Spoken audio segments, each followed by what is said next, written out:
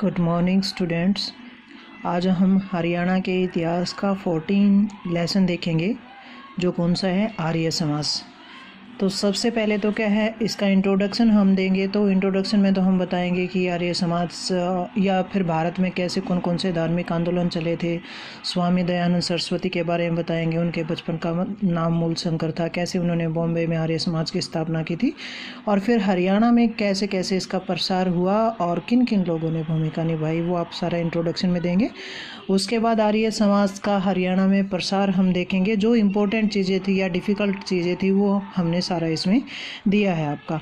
तो सबसे पहले देखेंगे कि स्वामी दयानंद सरस्वती कब हरियाणा में आए थे। एक बार तो वो किसी कार्यवश यहाँ से गए हैं, तो पहली बार ये हरियाणा में 17 जुलाई 1878 को अम्बाला में आए हैं।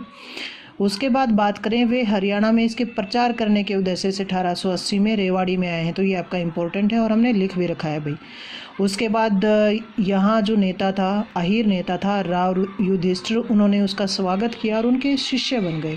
मतलब जो उन्होंने आर्य समाज की जो भी विचारधाराएं थी, उद्देश्य थे, वो सारे के सारे लोगों को बताए। जो सामाजिक बुराइयां थी उनका खंडन किया यहाँ, और राव युधिष्ठिर ने उनसे प्रोत्साहित होकर क्या किया, यहाँ पर एक गौशाला का निर्माण करवाया। तो ये उत्तरी भारत में सबसे पहली गौशाला मानी जाती है, जो रेवाड़ी में स्थापित हुई है।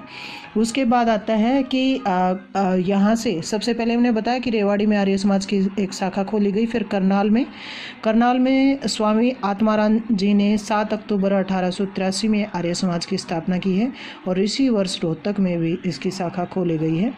और यहाँ इसके प्रचार में योगदान करने वाले कौन है? लाला लाजपत राय हैं। ये लाला लाजपत राय वही हैं भाई जो साइमन कमीशन का विरोध करते हुए फिर लास्ट में इनकी डेथ हो जाती है। ये पंजाब में इनके पिता का तबादला होकर के ये रोहतक आ जाते हैं और यहाँ इसका प्रसार करते हैं।